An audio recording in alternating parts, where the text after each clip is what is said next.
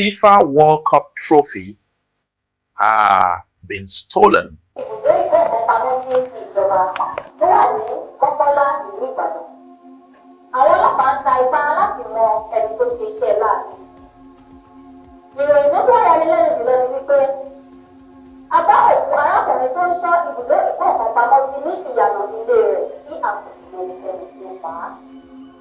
Kò ní jù báyìí lọ lórí ìròyìn wa tòní. Orúkọ mi kò yí padà, Adébáyọ̀ Bọ́sẹ̀dé lórúkọ mi. Ire o, ẹ̀yáṣẹ́.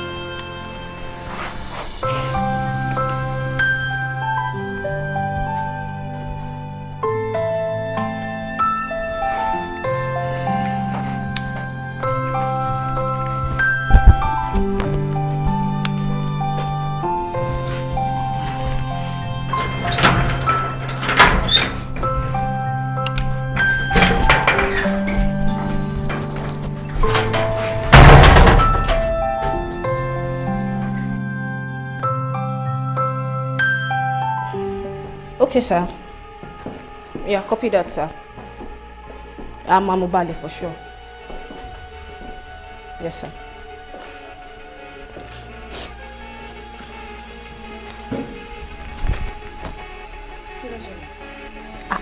Nta ma mi fọ orí ẹ̀ lélẹ̀. Ilé ò lè ṣiṣẹ́ ta fẹ́ mọ̀.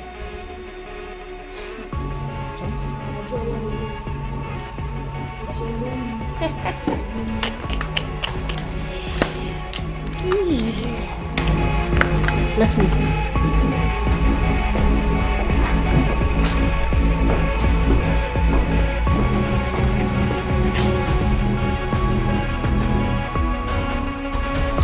Hello everyone, I am Anonymous, as you all know. It is no longer news that the prestigious World Cup has been stolen from the hands of the government. And it is our duty to fight the World Cup. It is a shame that the prestigious World Cup could be stolen from the hands of the government. It is also no news that some unscrupulous people are trying to distract this present government from its good works. I promise you that I will find the World Cup. Thank you. Have a good day.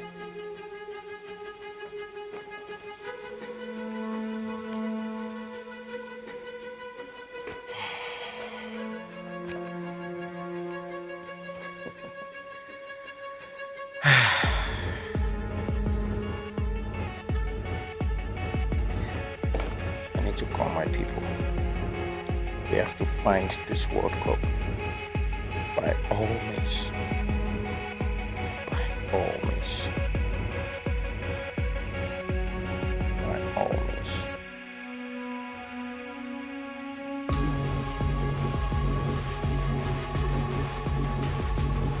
Hello.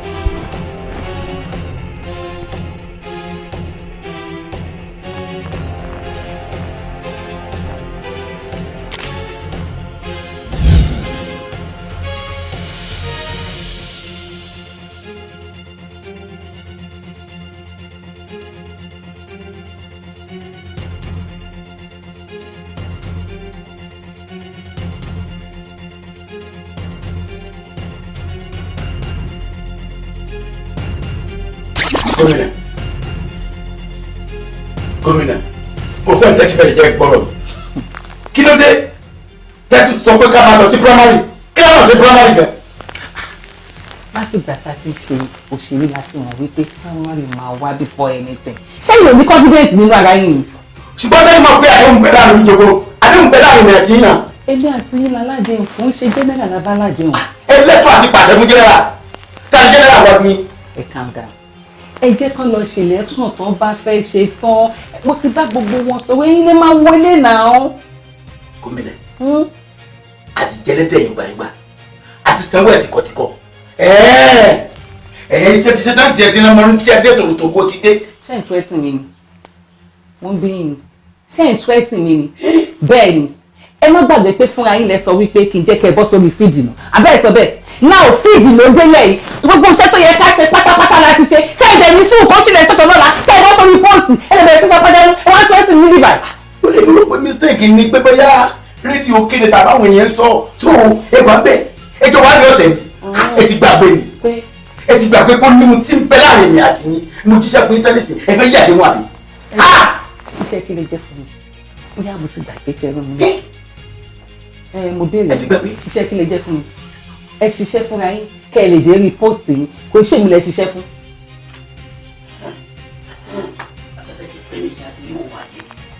kì í ṣe ìwé iṣẹ́ fún àbọ̀. iṣẹ́ kí lè ṣe fún mi. ok mo wá fi da ẹ lójú sí pé gbogbo ohun tá a ṣe pátá tí lè fi jó ẹ̀rí ibẹ̀ ń bí gbogbo àdéhùn tá a ṣe láàrin rẹ̀ àti ibẹ̀ ń bí máa wá kéde fún gbogbo ara yín ìgbìyànjú àti ìbáyé yín jẹ́ ìbáyé yín jẹ́ tirẹ̀ tirẹ̀ ní èmi lọ sọ bẹ́ẹ̀ tẹ́ bá pọ̀ tẹ́ ẹ̀ bí àdéhùn kọ láàrin ṣẹ́jú bẹ̀rẹ̀ èyí tó dé.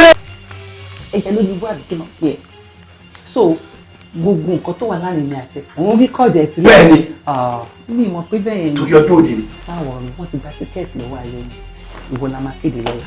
àfi bẹ́ẹ̀. ó ti ṣeṣe ó ti dáná lébù. kọ̀ǹpútà pẹ̀lú pẹ̀lú ara ń kéde lórí ni. ó kéde mi àbí. my honourable o ní láti dìbò tó máa fi wọlé inú ilé ẹ̀ náà ló ń lọ ọ̀dẹ̀ èmi òun rékọ́ọ̀dù gbogbo nǹkan tí mò ń sọ sílẹ̀ wọ́n jẹ́ kó rí mi tán ṣó ló stupid ni.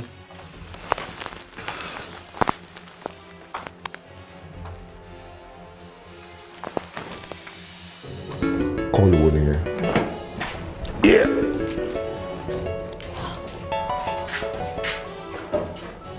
Oh, Governor Àpòrí Àparò Akínjákò. Your Excellency. Ẹja ló ní bú ṣẹ̀ṣẹ̀ kúrò ní party secretariat kò dé gbọ́dọ̀ délé. Ọlákúnlé ẹja ló ní bú. Kí ló jẹ yó kó tó ṣe inú tandi sọ́lọ́dẹ. Mo fẹ́ kó mọ̀ pé obìnrin nínú. Ẹ bá mi gba fóònù ọwẹ́ òun náà dé gbọ́dọ̀ délé ẹ̀ mọ́. Your wish is my command. Consider it done.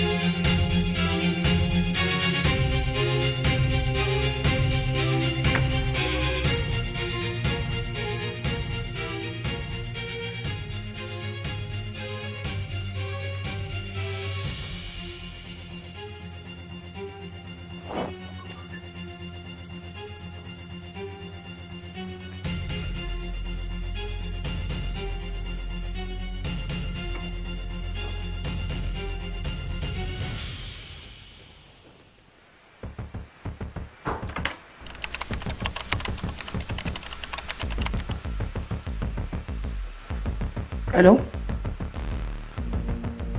Okay. Okay, yeah, I'm on it.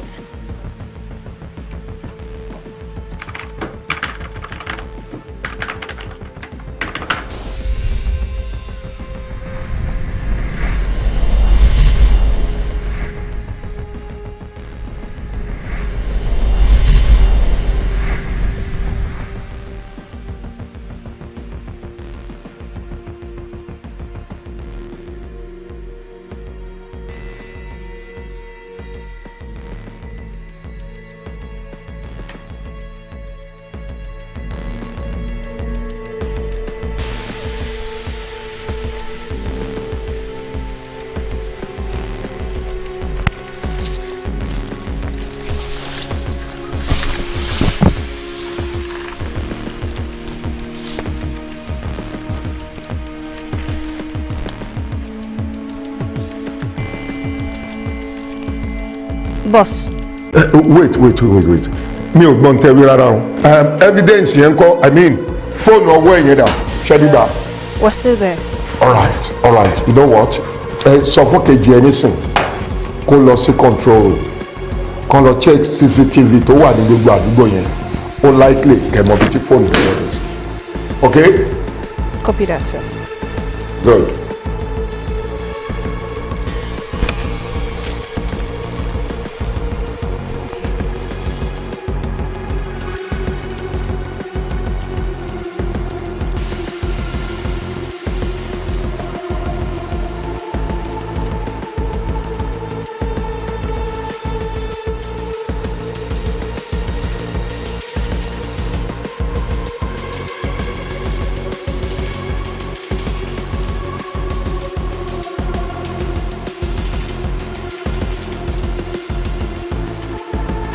That is our man.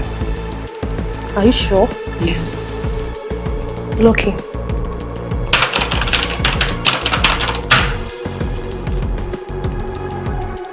Raymond, Tade.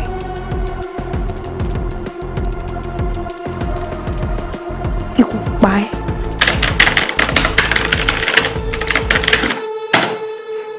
Go get your man. Sure. Abort. At a lock, Baba in help. Oh yes. Ole Mabon Lentier. No problem. Okay.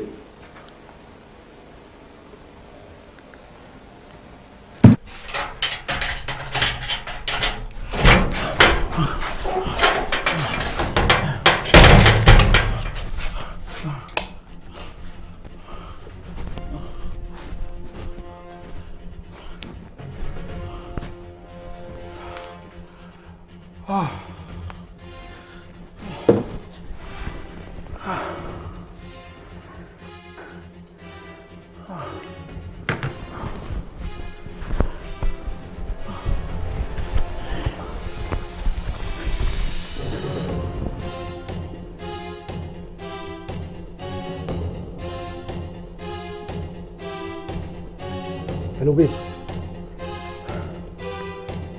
You know what?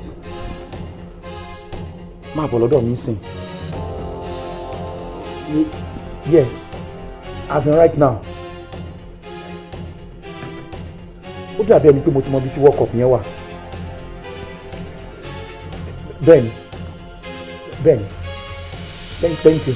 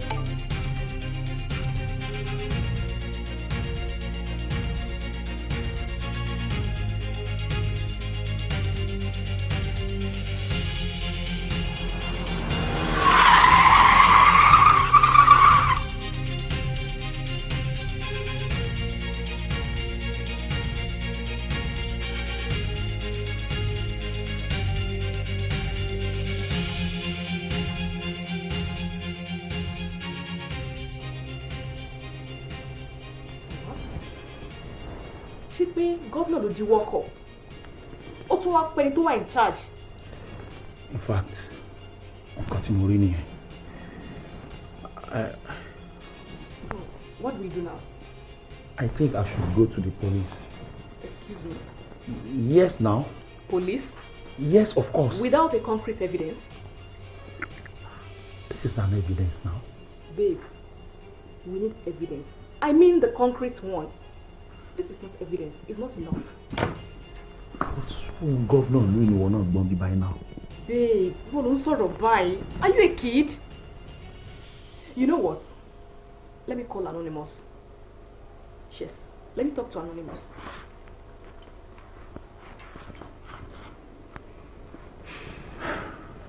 Anonymous, Facebook, okay. Show my help one. Babe, calm down.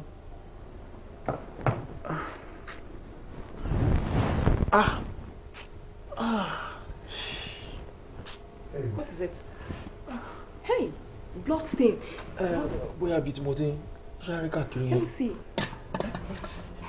Did you hear that? Shh. Hold on.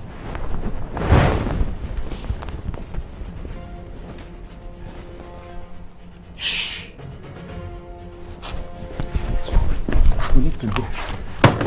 Leave it. Leave it. Let's go.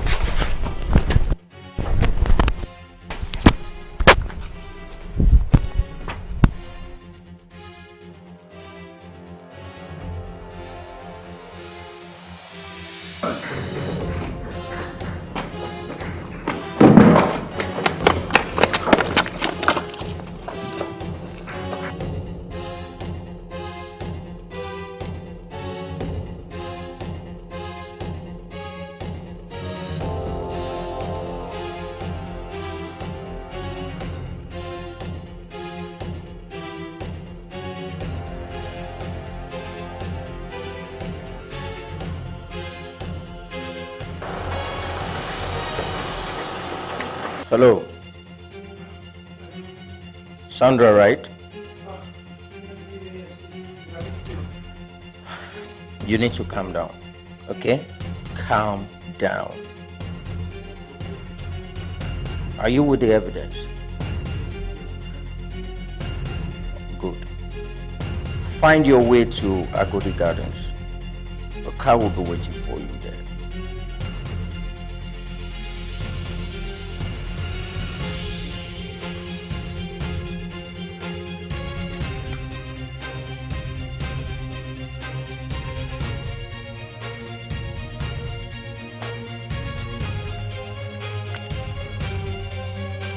Hello. All right. Agodi Gardens. Yes.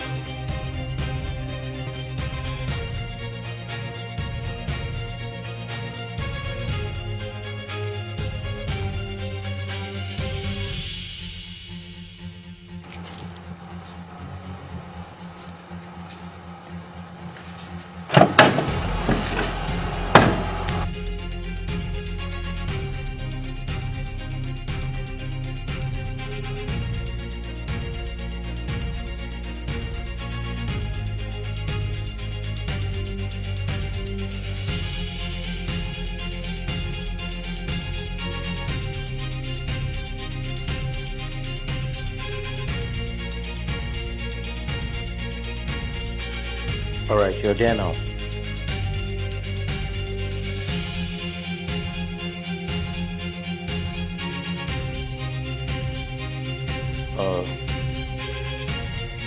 Turn to your left.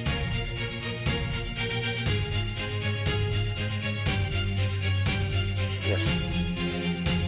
Now to your right.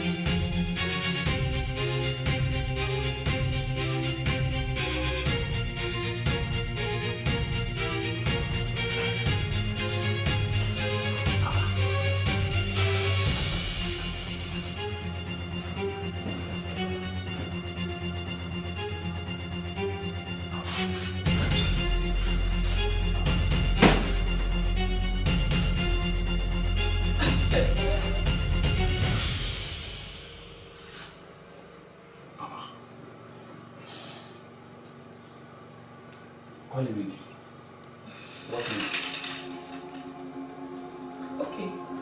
And we are there. Yes. Make yourself comfortable. Okay. He said we should feel at home. Let me happen.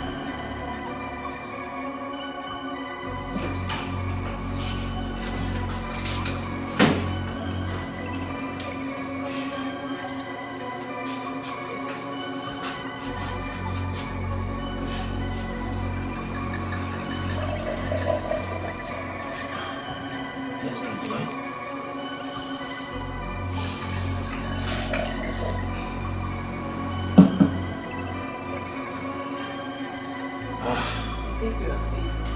Yes, we are.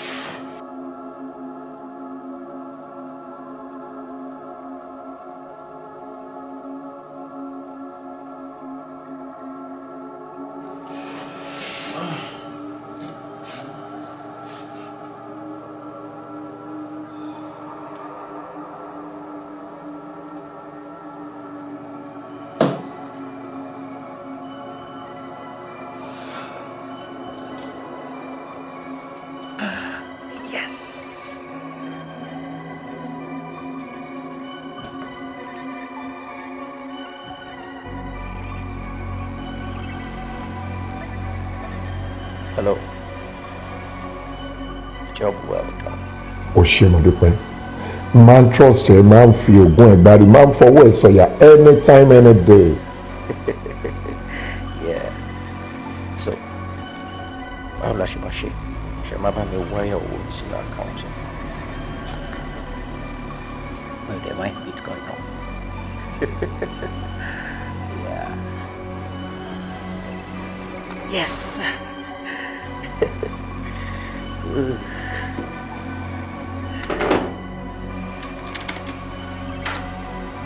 Ẹyin tèmi, you can now move. Ẹ lè máa lọ, everything is set. Boss, what will happen? Anyone, èyí tó bá ti wà ní kàkọ́wá yín ẹgbẹ́ anyone. Ẹ dẹ̀ dẹ̀ repeat the same one tẹ̀tí gbé yẹn náà. All right. Boss, permission to use this bullet in reaction.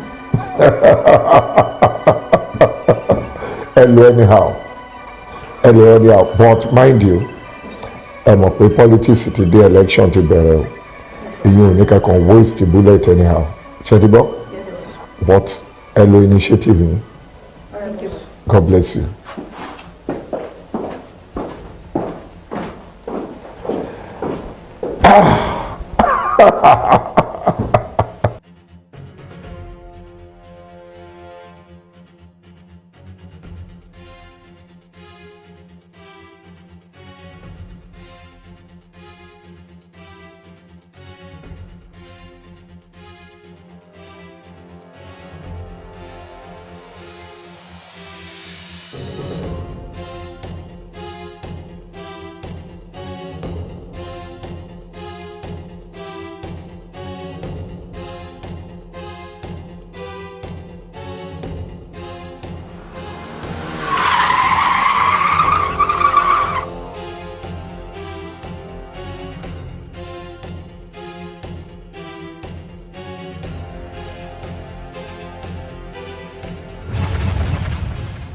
Ṣẹ̀rí bẹ́ẹ̀ ṣe ń fìyà jẹra yín lásán.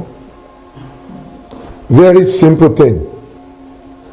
Fóònù rèé kẹ́dẹ̀ jẹ́wọ́ kẹ́ gbé fóònù lẹ̀ o ò ní fìyà jẹra ẹ̀ báyìí. Ṣo fẹ́ para ẹ̀ ní ṣé ayé ti sú ẹ ni?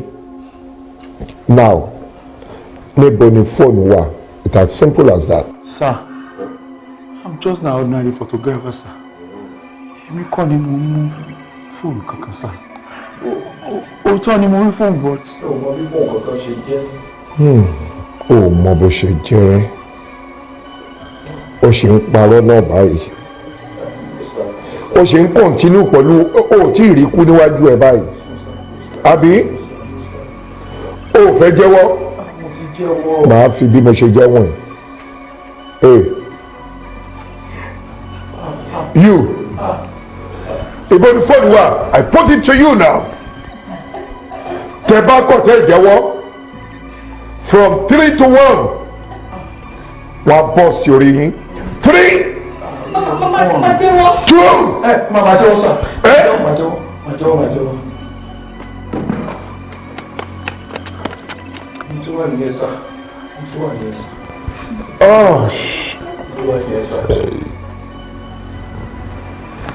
Ibi tó wà.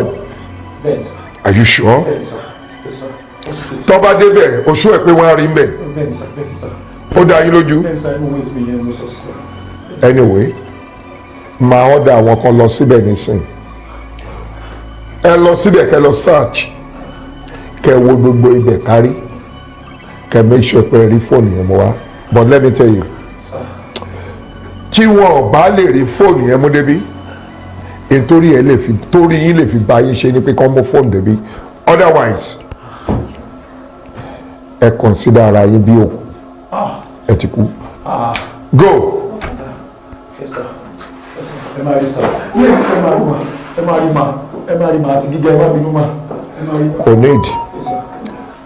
Tọ́ ọ̀ bá lè rí, ikú ni kì í ṣàrùn. Ikú pa yín.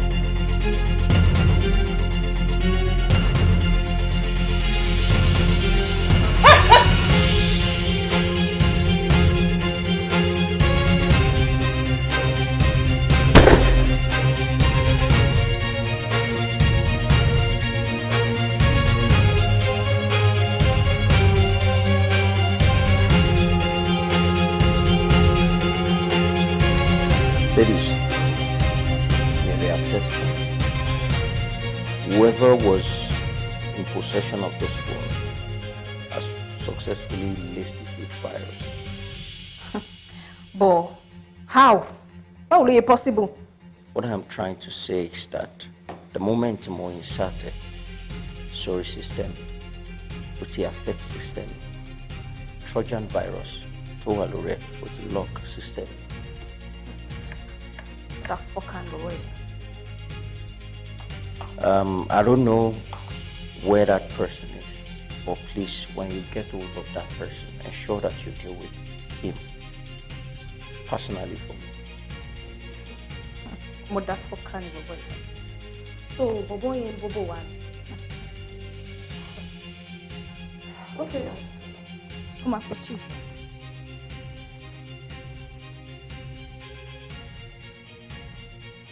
Hello, boss. Bobo yẹn try láti play smart. Ẹ jẹ́ ká pa. All right, boss. Do you want to have it? Of course.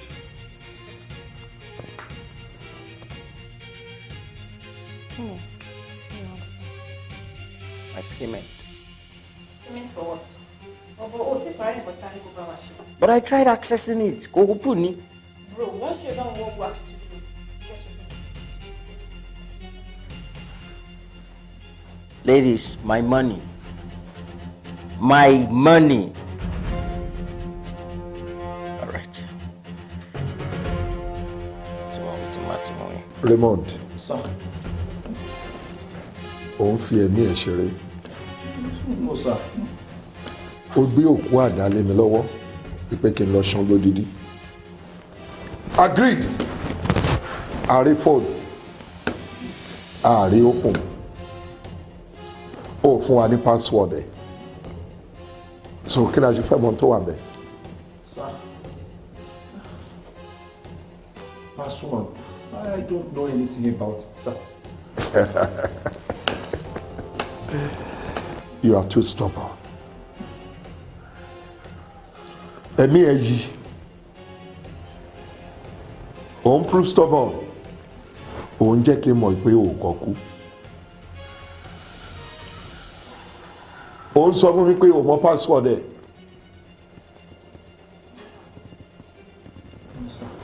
Now,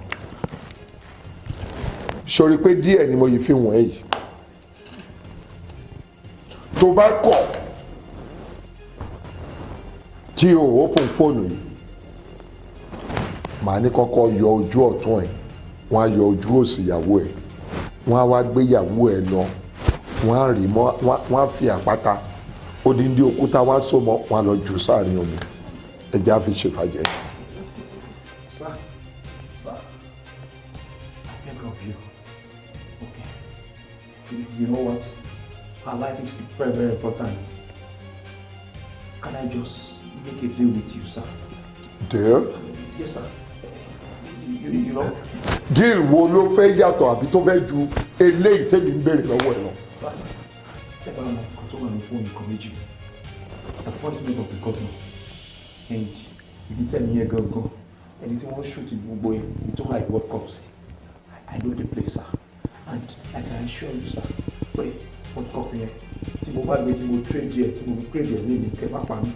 Tí mo mú ilé tí World Cup yẹn wà tẹ́ gbé. Tell a lot that's a black market. It's worth $162 million, sir. Yes, sir. Raymond, Sir. Are you kidding me? No, sir. I'm being honest, sir. Yes, sir. Ó ń play pẹ̀lú intelligent mi. No, sir. Rubbish wo ló ń bá mi sọ yìí? No, sir. You can Google it, sir. It's who wants it to. Àkọ́kọ́, o ti rí World Cup. Are you sure? Through this one, mo mọ inú ilé tí wọ́n á yẹ̀ sí, sir. O sure? Yes. Now, ṣé Google ló sọ fún ẹ pé worth $162 million? Yes, sir. Àbí ọ̀rọ̀ lórí ẹ̀? No. It's good ni wọ́n fi make it, sir. Yes, of course, I know. Tẹ́ bá gbé ọkọ̀ yẹn tẹ́ fọ́, ẹ lè good nínú ẹ̀ lè tà ẹ̀ ọ̀kan. Tẹ́ bá gbé good yẹn, tẹ́ lọ tà sí Switzerland. Wọ́n máa rà lọ́wọ́ yẹn kẹ́ gbé lọ Kuwait, kẹ́ gbé lọ àwọn Arab country yẹn, àwọn Dubai. Hey, shut up! Yes, sir. Yes, sir. Done, sir. Listen. O ti rí World Cup yẹn. Yes, sir. O ti mọ ibi tán gbé sí. Yes, sir. O dẹ̀ sọ pé worth $162 million. Yes, sir. Correct, sir. Yes, sir. Yes, sir. Ẹ kàn ṣe bó bá ṣe wù yín kẹ́kọ̀ọ́ fún mi ní nǹkan tó bá wù mí àti ọ̀run ká lọ start new life. My life is important, sir. Please. Come again. Tó bá wù yín, ẹ bá fún mi $1,000. Let me just pay my life, sir. Kíkọ̀ mú ilé. O dẹ̀ mọ bá ṣe lè rí tàtà bá ti gbé náà. Yes, positive, sir. I can just Google something. I'm around black market. Àwọn tó ń ṣe oil money yẹn. You just show them. Àbọ̀ ń try mi ni. No, sir. Kí ló fẹ́ máa try? Ti fẹ́ pa mí already? No, sir. No, sir. Please, sir. Please, Are you sure? Yes, sir. Positive, sir. Yes, sir. Are you sure of what you're saying? Benny, sir. Benny, sir. Please don't kill me, sir. World Cup. Or what? $162 million. Thanks, sir. bẹ́ẹ̀ sá ẹ̀kọ́ fún mi. O ti mọ ibi tán gbé sí. bẹ́ẹ̀ sá máa kàn mú àwọn gẹ̀ẹ́sì débẹ̀ máa kàn máa ó pọ̀ ìbẹ̀rẹ̀ máa mú lọ sá. Wà á mú àwọn gáìsì mi débẹ̀. bẹ́ẹ̀ sá. Wọ́n á dẹ̀ rí. bẹ́ẹ̀ sá just pay me sá. $162 million. Oh. Ẹ ń parọ́. No, sir. O ò fẹ́ kẹ́jà yọjú ẹ̀jẹ̀. Sir. Okay. Okay. Thank you, sir. Thank you, sir. Thank you, sir. $162,000. It's a day. Oh.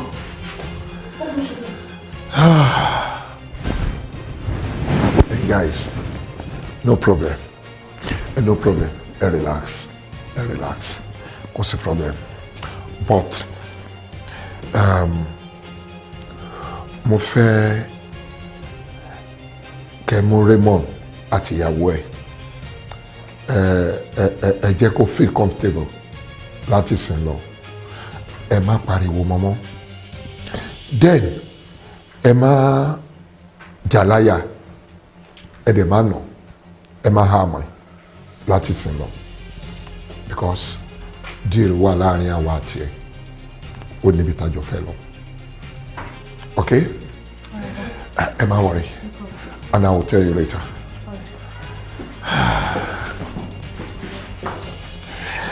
$162,000.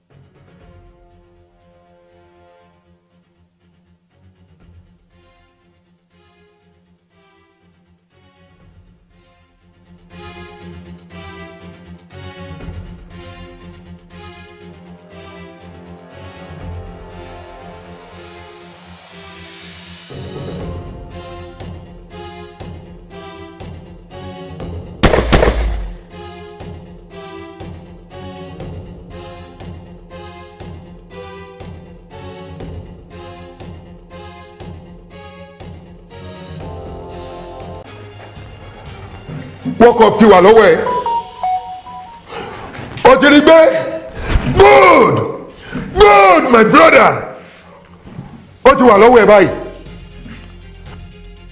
Àti arákùnrin àti everybody gbogbo wọn ni mo ti padà. See you tomorrow, sir. O pa àwọn boys mi. Yes, ẹ ti rí wọ́kọ̀ mi ẹ̀. Bye bye, sir. But why? Why? Oh! Why? Why? Ah! Why? Why? Why? Why? Why? O pa àwọn boys mi. We are under arrest. To bá proof stubborn níbi tó wà yẹn. Àwọn ọlọ́pàá ti surround everywhere. They are move. Right, mo ti gbọ́ mi ò prove stubborn but ọmọ mi jẹ́ ká. Ta lọ́mọ ẹ̀ ìwọ olè oníjìbìtì. Bodyguard. Move! Okay. Hello? Move fast. Okay.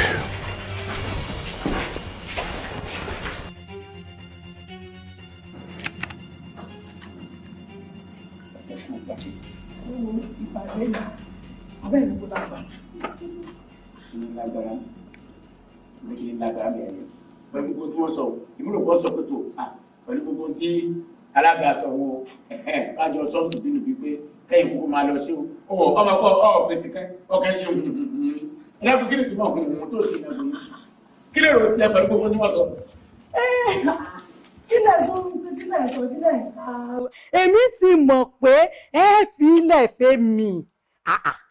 ń fi kíni ilẹ̀ fún ń fi constituency wa ń fi ilẹ̀ fún. ṣé láti bọ̀ wà yìí. ẹlẹ́kùn ṣé gbogbo ìgbà mo fẹ́ bèrè kíni kan lọ́wọ́ ẹ torí pé àjèjì ẹ máa tẹ̀lé ń gìrìgìrì ni sọmọ yọ ló tó fi gbé ko sọmọ pé mi lèmi ń dilé mú tí a bá sí òpó mú lérò kí ni Ìkòyí ẹ̀ṣọ́ tó lógun kí ló fẹ́ dé bá gẹ tọ́ba yẹ kó fẹ́ tó dáadáa bẹ́ẹ̀ kó ti tó láti bẹ̀rẹ̀ pẹ̀pẹ̀ mo fẹ́ gbọ́ lẹ́nu ẹ̀.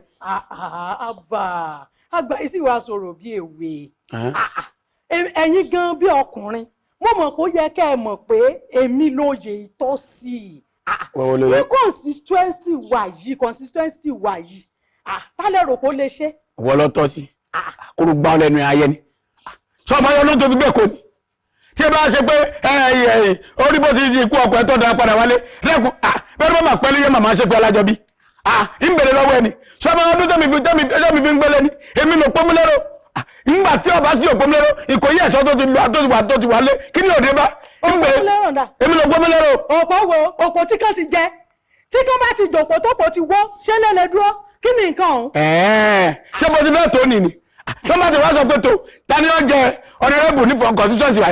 mo ti ẹ̀rọ wípé wàá wò pé torí pé ọjọ́kùnrin o tó sì jẹ́ wípé at least ilé tó wà ó mọ̀ pé olókà so bó wàá wò wípé ẹni tó wá láti gbòòrò gẹ́gẹ́ bí obìnrin tó gbajúmọ̀ tó mọ̀ nǹkan táwọn èwe èwò yìí tó mọ̀ nǹkan tó fẹ́ ó sì fọwọ́ sí pé àwọ̀ ẹja filẹ̀ fún o kó lọ ṣe o ó bí ẹ̀rọ lọ́gì. ṣọgbọ́n tó ń dání lọ́wọ́ fi ra nǹkan òdòdó wá fáré la tọrọ alátẹ̀kọ́ tó hàn káàkiri mo rí ọtọ mọ́ wọ́n lọ́ọ́ hàn jẹ́ ọdún kì wọ́n lọ́ọ́ hàn jẹ́ ọdún ọ̀hún gbogbo ẹ̀ káàkiri ṣé ọgbọ́n tó ń dání jẹ́ wọ́n sọ nígbà fún ọ kódà kẹ́kọ̀ọ́ bá há oṣù gbogbo tó hàn nǹkan kẹ́mi ṣọmọkọ́mọ ni ṣọmọ tó wà manifesto tèmi ṣọmọ tí mo ní plan alẹ́ fáwọn tó fi jẹ́ àwọn ọ̀dọ́ wo jẹ́ wọ́n sọ fún láti àgọ́ ààrẹ yàn yín tẹ́ mọ́fìkì kọ́ni ọ̀wọ́ tẹ́dẹ́ Ṣakí sọmọ káàkiri bẹ́ẹ̀ ni gbogbo constituency wa sọmọ mo ti ṣe dé mọ̀ lọ́ra lẹ̀ sí Kìṣí ni abẹ́ mọ́ra lẹ̀ sí tẹ́dẹ́ mọ́ra lẹ̀ sí Ṣakí gbogbo ìsàlẹ̀ òkè táàfin lọ sí gbé ológun gbogbo ẹ̀ mọ́ra lẹ̀ mọ́ wọ́ra lẹ̀ sí Òfìkì tó fi lọ sí ọ̀nà ibi tí wọ́n ti ń wa kùsà mọ̀ palẹ̀ lọ́bẹ̀ pé kẹ́tọ́ tí mo bá ti dé eré ọ̀nàrẹ́bù gẹ́gẹ́ bí constituency ilẹ̀ yìí gbogbo àwọn ọ̀dọ́ olùpàdé wọ́n ti ń parí ìwé báyìí kí wọ́n má lè ti bá wọn wọ́ṣẹ̀ ìjọba kankan ìfọkọ̀ ha ìhà ọkọ lé wọn lọ́wọ́ ni tó kálukú ọgbọ̀nrín oko tí wọ́n lọ dáko sẹ́ tá a bá ti lóúnjẹ àjẹyó àtàjẹsẹ́kù èmi ò lérò pé bébí bá ti tẹ́ náà ìṣẹ́bùṣe o àwa lóúnjẹ tí ó pọ̀ tá a kó nù àká tá a tọ́ máa há sẹ́yìn odi bíi gẹ́nẹ̀ bíi sìnìgà bíi kótòfùà báńbáń tá máa hàn jẹ lọ ètò tèmi ní ni. ó ti dá a báwọn ṣé orí bàbá elétò ọlọ́run tí ẹni jẹ́ wọlé irú ẹ̀kọ́ là ń wá káwọn gíráduwétì kan mọ́ ọ lọ sóko jẹ́ ń sọ kínní kan fún ọ sórí bẹ́ẹ̀ mi ṣe wà ẹ́ èmi yàtọ̀ sáwọn ọ̀nàrẹ́bù tó jẹ́ wípé empowerment tiwọn wọ́n wà mú jẹnẹrétọ̀ wọ́n gbé fún àwọn tó kàwé wọ́n ní àwọn ti empower àwọn ẹ lọ dáká wọ sílẹ̀ o tàbí o náà wà wọ́kadà náà halẹ̀ àwọn yàdrẹ́sà lọ́wọ́ wọ́n ra ẹ̀rọ ọlọ́ta wọ́n rà fún yá dírẹ́sì ẹlòmíì ó kọ́ṣẹ́ kẹ́míìsì wọ́n ń rọra rọ̀kadà wọ́n gbélé lọ́wọ́ bó ló ṣe jọra wọn sórí àwa táwa wà bó ṣe ń wò mí ìgboro ni mo ti wá mo mọ nǹkan tó ń lọ kì í ṣe irú ti ọ̀nàrẹ́bù tiẹ̀ tó sọ pé ó fẹ́ lọ dáko ó wà kó àwọn gíráduwétì ó wà kó wọn sọ́kọ́. wọ́n mọ tí ń lọ wọ́n jẹ́ ìsọkí nìkan fún ọ gidigba sílẹ̀ kó ẹni bá ń kọ́kọ́ lọ́wọ́ ni kéṣe pé ọ̀ka fásitì náà máa fi sọ bí sọ́rí tọ́jú pé standardist náà ni màmá kà ihò lórí mi ó sọ̀rọ̀ mi yé nìsí máa wá ẹni sùúrù ọ̀yà ẹni sùúrù. ṣé ti rí gbogbo nǹkan tẹ́ ń gbà yìí kò tún nǹkan téèyàn ń gbà bí ẹni gbàgbọ́ ọtí and tẹ́ bá ní káwọ nǹkan tó wà ńlẹ̀ yìí ẹ̀yin náà mọ̀ pé èèyàn mẹ́ta wọn ò lè dúró ní méjì lọ́tọ̀ọ̀tọ̀ is not possible so ẹni sùúrù ṣe rí dáàdì nǹkan tèmi rò lọ́kàn tèmi ni pé àgbàlagbà ní ó yẹ kẹ́ lè support Mrs. Ayeni. mo kò bí tó wà gbogbo gbalẹ̀ tẹ́ bá kọ̀ tẹ́ bá dáhùn tẹ́ bá fi tèmi ṣe ẹ̀dá kò sí wá gbèrè ilẹ̀ yìí ni ṣé mẹ̀rẹ̀ tẹ́ bá sọ ṣé mọ̀dẹ̀ tẹ́ bá sọ ni wí bàjẹ́ ní bọ̀dì jẹ́rìí èmo sọ bẹ́ẹ̀ ẹ̀wọ̀ ẹ̀yà tọ̀tọ̀ ọ̀bọ̀ tó bá kọ́ bẹ́ẹ̀ kó kó alẹ́ ní gbágbá tí mọ́rí bá yẹ níbọ̀dì jẹ́ iná ilé ògùn tí yóò ta epo sọ bẹ́ẹ̀. lórí kíni lórí ọ̀rọ̀ rẹ̀ náà ṣé dènà ló fẹ́ lọ sí. ayọ̀lẹ̀ bẹ́ẹ̀ ẹ̀dẹ̀ ní ọlọ́wọ́ bẹ̀rẹ̀ lórí ni. ṣé ẹjọ́ múra sí. ọyẹ múra sí ọyẹ ó ti wá dà sílẹ̀ ewu àbí ọyẹ máa lọ. ẹ wo mi sísẹ ayé ni ẹjẹ lọ. kò sí wàhálà ìsọ fún ẹnìkan bá tọ́jọ́ lójú ẹnìkan tó àláyà kọ́tà ń pa ọ̀gá ọ̀gbọ́n ojú aṣọ tó kò sí wàhálà. alága. Your Excellency. Wáyé gómìnà. Ṣẹ̀ṣẹ̀ ẹjọ́ àdúgbò wa. Sórí ẹni tí a jẹ́ ìwà tí ní opportunity láti wá sílẹ̀ Yorùbá inú mi àwọn àdùn. So enjoy Yorùbá tó tó yẹn. Sórí àwọn ará tí gbé kìrìtà àjọ lóde o. Wàláì ó máa tún jẹ lálẹ́ kí tó sí. Gómìnà. Ẹ má wọrí, àwa náà máa wá sí àdúgbò tí yín náà láìpẹ́. Bó ṣe máa ń sọ̀rọ̀ ìjọba ló ti fẹ́ parí àyàn. A máa wá ká tó parí. No promise. Nǹkan kan wà tí mo fẹ́ kájọ discuss kó tó di pé ó kálukú máa wọ processor. Ẹ̀yin FCC bá mi. Mo dẹ̀ fẹ́ sọ fún second time. Wọ́n dẹ̀ ti sọ fún wa pé a gbọ́dọ̀ ná ju 100 million lọ ní election tó ń bọ̀ yìí. Níbo ló dé? Báwo la ṣe fẹ́ náà?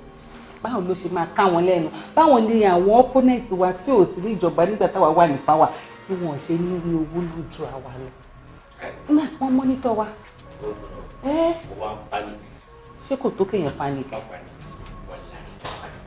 Sórí experience yẹn ni o tó but nígbà tó ti mọ̀ pé lọ́wọ́ àwa ìlú onílò wa kò sì béèrè lọ́wọ́ àwọn òfin ní solution.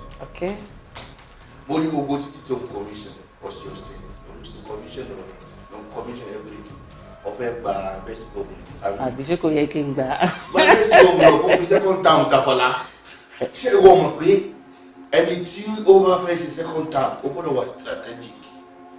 Bẹ́ẹ̀ la ṣe ń ṣiṣẹ́ kínú aráàlú lè mọ̀ pé à ń ṣiṣẹ́ takuntakun bó ṣe yẹ ká ṣe é. Bẹ́ẹ̀ bẹ́ẹ̀ Yorùbá wa ṣe rí èyí Yorùbá ẹ má bí pé ẹ wà educated wọ́n láì common sense into education. Politics yìí kò yẹ èyí tẹ́ ẹ jẹ́ Yorùbá kan. Politics ilẹ̀ Yorùbá ó lè dá ọ̀nà tó o bá dánú wọ́n láì ò ní wọ́n second term. Ọ̀nà ni wọ́n ń dá o dánú àwọn èèyàn yìí wọ́n láì. Ó ní pé mi ò fún àwọn èèyàn lóúnjẹ jẹ.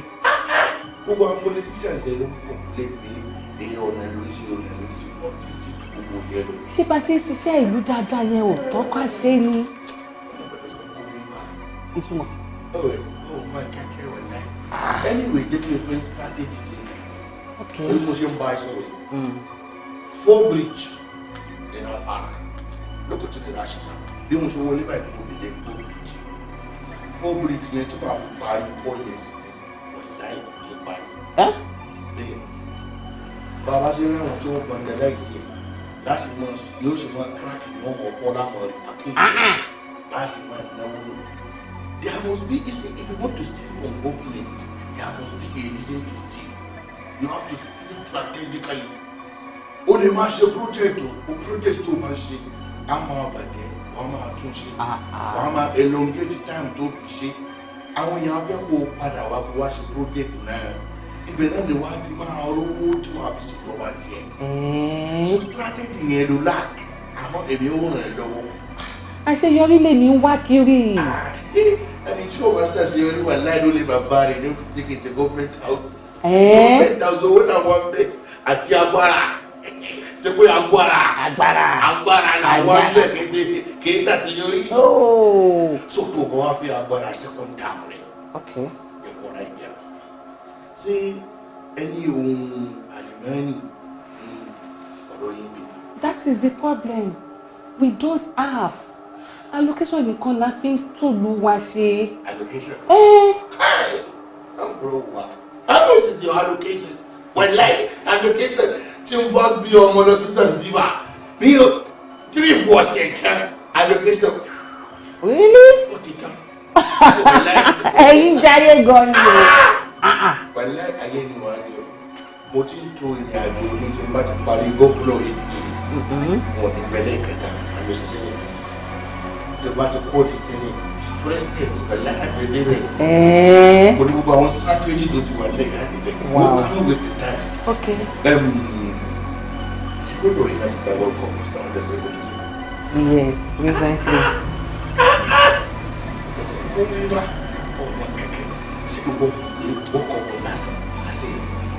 How?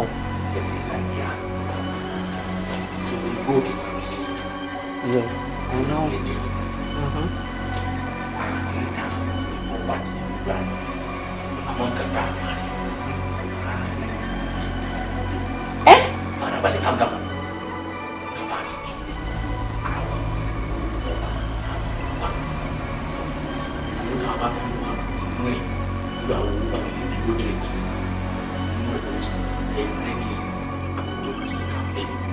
Or is it bad to use government money to find government property? It's not bad. It's not bad. That's a good idea. I'm enjoying it. So we use government money to look for government property. See, I will collect something. You deserve it. Just get me 10 virgins tonight that will take me travel. You won't kill yourself. 10 virgins. I've already arranged 2 days for you. Beautiful girl. It's okay. Don't kill yourself. You will love them. If you need any idea, this is idea. I know. Say Allah. With this big belly, Nigeria full now. Okay. Kí ni report tí mo gbọ́ ní last meeting tẹ́ ṣe nílé ẹgbẹ́? Wọ́n ní ṣe ni ẹ̀yin àti Ayẹni da ilé ẹgbẹ́ rú tẹ́ fún wọn láyè láti ṣèpàdé tó yẹ kí wọ́n ṣe. Your Excellency yóò rí bẹ́ẹ̀ o. Why? Ìdí ni pé gbogbo nǹkan kọ́ ni sùúrù máa fi yanjú. Tá a bá fi sùúrù, tá a bá fi agídí, tá a bá fi yanjú nǹkan ní ìkáyà àdákáyọ̀ bẹ́ẹ̀ kí ni túmọ̀. Àti pé tó bá béèrè tẹ̀ ẹ̀yẹ ká fi tẹ̀ balẹ̀. Your Excellency bó ti wà ní òṣèlú nísìnyí èyí tí parí standardization tó ti wà ní òṣèlú. Tí mo ti mọ àwọn tí mo ti bá káṣọ, tí mo ti bá gbága, tí mo ń wà lẹ́yìn.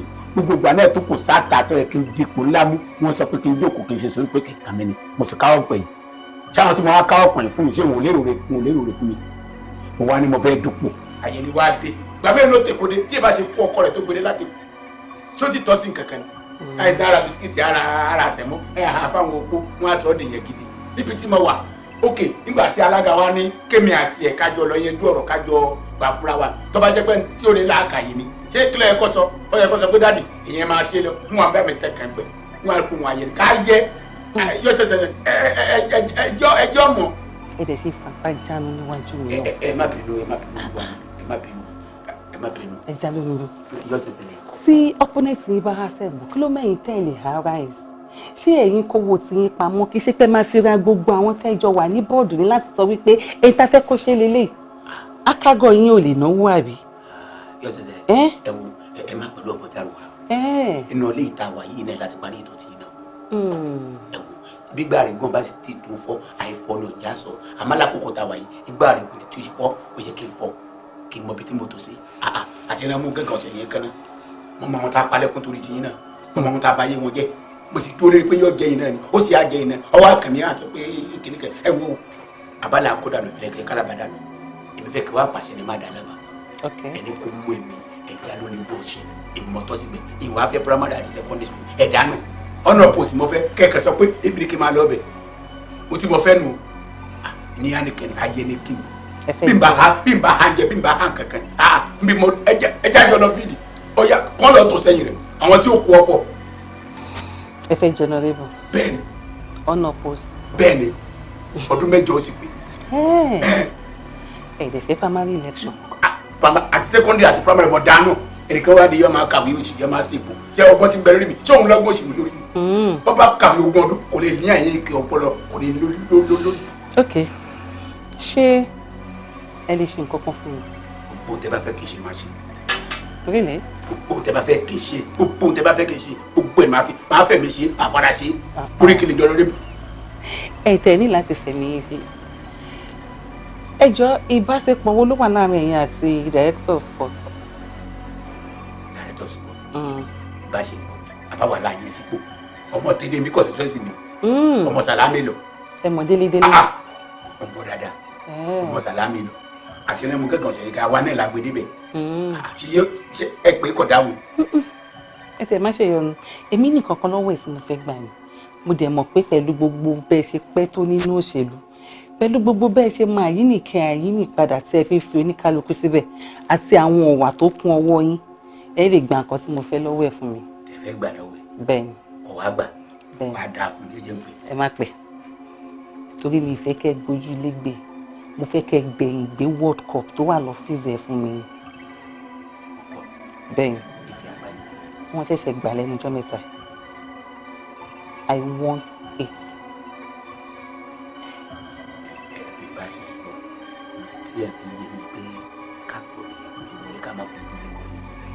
It's your job. Nǹkan tẹ́ ìdẹ̀ mọ́ ṣe jù náà nìyẹn.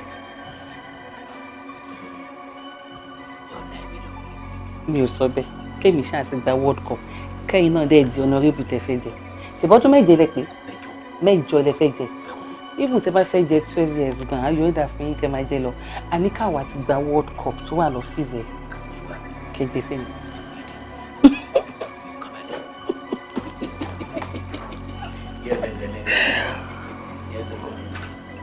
My honourable 8 years honourable.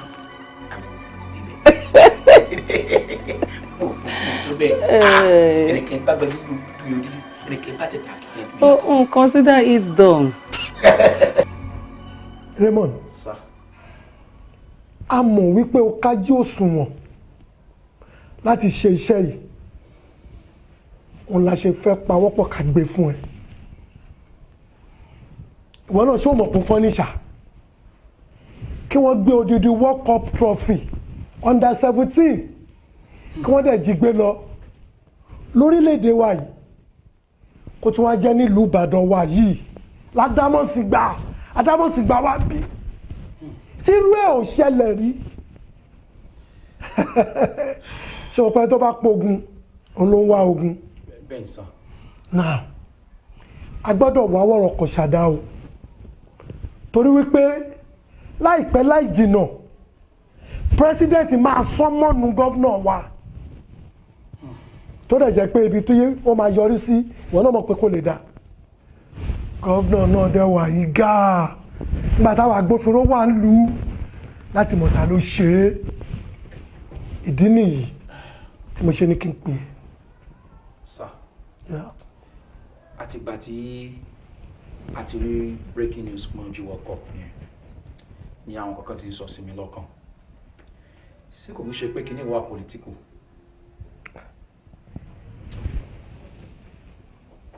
olè ò ní jàgbá lóòótọ́ kó má ṣe lójú fìrì ṣùgbọ́n ó wà political o kò wà political o that is the reason why táwa ṣe gbọ́dọ̀ ṣiṣẹ́ wa we need the success.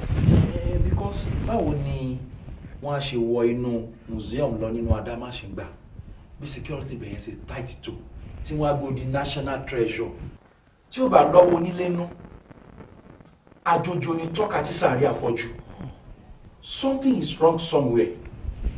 Raymond sir èmi náà wá ń lè sí ẹ wípé olè ò ní jàgbá kó má ṣe lójú fìrí ìdí nìyẹn tó fi jẹ́ wípé àwa gangan gbọ́dọ̀ jáde ká ṣiṣẹ́ wa sẹ́ẹ̀ gẹ́gẹ́ bí agbófinró. Raymond let's take action. ẹ máa mọ̀ nǹkan tó tún dùn mí wọ́n á fi wá ṣẹlẹ̀ yà lórí Facebook wọ́n á post ẹ̀ pé wọ́n ti jí World Cup wọ́n ti pa ẹnìkan mo dẹ̀ gbọ́ news inú dẹ̀ bí mi ẹ sá irú fọ́màtì wo lẹ fẹ́ kí n fi ṣe ìwádìí mi. àkọ́kọ́ pa ọmọkọ́lé léyìí fàjẹ́ ẹ̀ náà. Sure, yes sir. Use any formula okunu akaifo ẹ. I shall wish you best of luck. Amen. Amen. You are good to go. I work on it. My governor, gẹ́gẹ́ bẹ́ẹ̀ ti mọ̀ pé ọdún mẹ́ta la máa ń jẹ woman leader.